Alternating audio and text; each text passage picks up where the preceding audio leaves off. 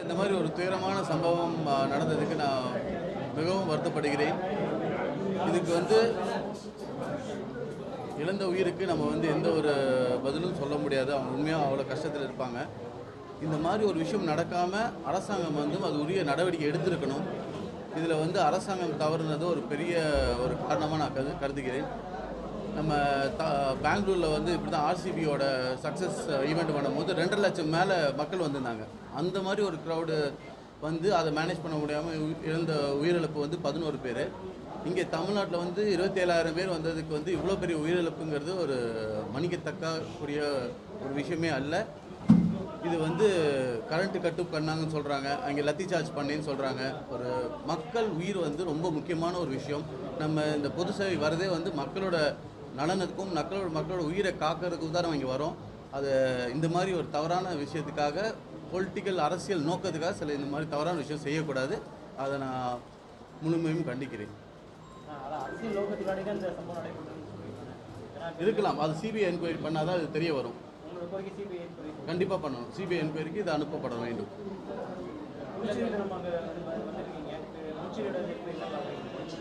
ஆமாம், இப்போ இந்த கோர சம்பவம் நடந்ததுனால இப்போ நான் புதுச்சேரி பற்றி இப்போ நம்ம இது ஒரு கஷ்டமான ஒரு விஷயம் நடந்திருக்கு. ஸோ மற்ற விஷயங்கள் நான் அப்புறம் இப்படி ஒரு வேறமான சம்பவம் நடந்ததுக்கு அப்புறம் விஜயோட அரசியல் எப்படி இருக்குன்னு தமிழ்நாடு அரசு என்ன செய்யணும்னு எதிர்பார்க்குறீங்க?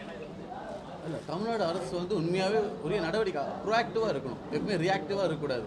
நடந்ததுக்கப்புறம் அது என்னங்கிற போய் ஆராயக்கூடாது. நடக்கிறதுக்கு முன்னாடி இப்படி அவர் டெய்லி தான் அவர் ஒரு வாரமும் பண்ணிகிட்டு இருக்காரு. அவருக்கு கூட்டம் வந்தாலே இவ்வளோ பெரிய கூட்டம் வருதுன்னு தெரியும் போது காவல்துறையோட வேலை என்ன? இதுக்கு உரிய நடவடிக்கை ப்ரொடெக்ஷன் கொடுக்கணும். அதுதான் அவங்களோட வேலை.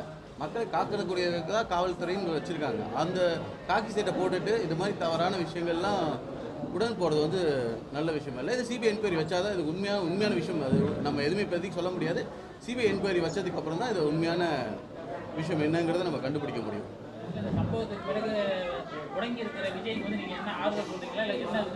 அவர் கண்டிப்பாக இப்படி ஒரு உயிரிழப்பு யாருமே எதிர்பார்க்காத ஒரு விஷயம். இப்படி நடந்திருக்கு. யாராக இருந்தாலும் துயரத்தில் தான் இருப்பாங்க. இது கண்டிப்பாக மீண்டும் இது வெளில மக்களுக்கே நீங்கள் அங்கே இருக்கிற மக்கள்கிட்ட கேள்வி கேட்கும்போது அவங்க உரிய துயரமான விஷயத்த சொல்கிறாங்க. இது மீடியா நீங்கள் தான் மறைக்காமல் எடுத்து வெளில போடணும். ஏன்னா நிறைய நேரத்தில் என்ன ஆகுதுன்னா மீடியா ஆளுங்கட்சிக்கு சப்போர்ட் பண்ணி சில விஷயங்கள் வெளில போடாமல் போயிடுறீங்க. அதை மட்டும் நீங்கள் கண்டிப்பாக உண்மையாக பப்ளிக்கிட்ட ஆக்சுவல் நடந்த விஷயம் ஒன்று இருக்குது, அதை கேட்டு உண்மை என்ன நடந்துச்சுன்னு அதுக்கு இதில் வாட்ஸ்அப்பில் ஒரு வீடியோவாக தான் ஃபார்வர்ட் ஆகிட்டு இருக்கு. அதை நீங்கள் நியூஸ் மீடியா எடுத்து போட்டால் தான் மக்களுக்கு தெரிய வரும். இது உரிய நடவடிக்கையும் உங்ககிட்ட தான் அந்த எவிடன்ஸ் இருக்குது. உங்களால் தான் அது முடியும். நீங்கள் தான் அதை எடுத்து பண்ணணும். இல்லை, விஜய்க்கு நீங்கள் சொல்கிற அறிவுரையா இல்லை ஆலோசனை நான் என்ன செய்யணும் அப்படிங்கிற மாதிரி ஒரு சூழ்நிலை எதிர்பார்க்குறீங்க? இல்லைங்க, அவர் சைடில் அவரும் தக்க நடவடிக்கைகள் எடுக்கப்பட வேண்டும். அவரும் உட்காந்து அவங்க கூட இருக்க டீமும் பக்காவாக பிளான் பண்ணணும். இதெல்லாமே இருக்குது. அது போக அரசாங்கமும் இது 2 பேரும் சேர்ந்து பண்ணும்போது தான் இது ஒரு 2 கரவசம் வருமே தவிர இது நம்ம ஒரு நபராக இது பண்ண முடியாது. இது அரசாங்கம் பொதுமக்களுக்கு பாதுகாப்பு கொடுக்க வேண்டியது ஒரு காவல்துறையும் கரண்ட் அரசாங்கத்தோட வேலை. தமிழ்நாடு அரசு ஒரு நபர் ஆணையம் நியமிச்சிருக்காங்க. அதை நீங்கள் எப்படி எதிர்பார்க்குறீங்க? தமிழ்நாடு முதலமைச்சர் இல்லை, கண்டிப்பாக அதுவும் நடக்கணும். சிபிஐ என்கொயரி வைக்கும்போது இன்னும் கொஞ்சம் பெட்டராக வருங்கிற போது என்னோட நம்பிக்கை.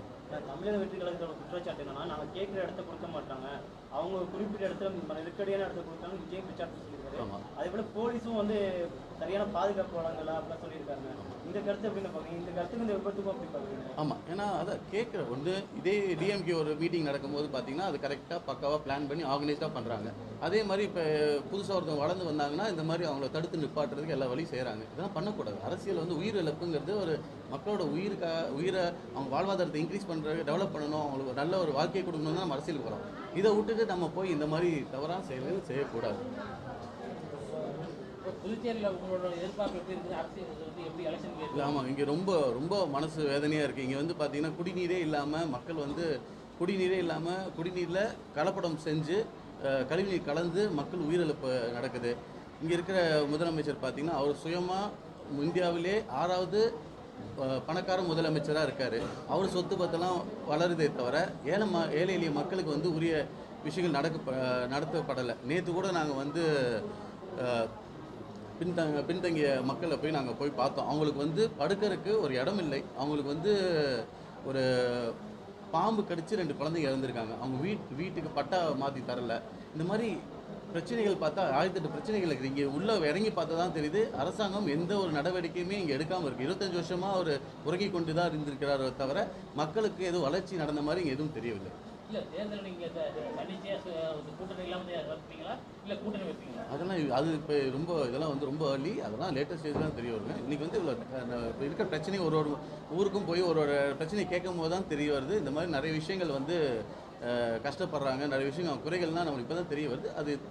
அதுக்கு ஏற்றபடி ஃபஸ்ட்டு நான் எங்களால் முடிஞ்ச உதவி நான் டைரெக்டாக இறங்கி செய்கிறேன். அன்றைக்கி அந்த சமுதாயத்தை சார்ந்தவங்களுக்கு வந்து கல்வி வசதி கேட்டாங்க. அந்த கல்வி வசதிக்கு நேற்றே ஒரு பொண்ணுக்கு டாக்டர் படிக்க ஃபஸ்ட் இயருக்கு ஒரு 1.5 லட்சம் கொடுத்தோம். அந்த மாதிரி சின்ன எங்களால் முடிஞ்ச சின்ன உதவிகள் பண்ணுறோம்.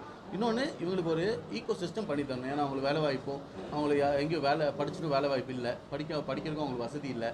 ஸோ இந்த மாதிரி படுக்கிறதுக்கு வசதி இல்லை. அவங்களால ஒரு கொசுக்கடியிலையும் வீடாகவே இல்லை. அதை வந்து ஒரு கூரையை மட்டும் வச்சுக்கிட்டு தான் அவங்க தங்கியிருக்காங்க. ரொம்ப கஷ்ட நிலைமையில் அண்டர் ப்ராவர்ட்டி ரெட் கார்டில் வந்து இங்கே ரொம்ப பேர் அண்டர் ப்ராவர்ட்டியில் தான் இன்னும் புதுச்சேரி இருக்கே தவிர இது வந்து கண்டிப்பாக இந்த சூழ்நிலை மாற்றப்பட வேண்டும்.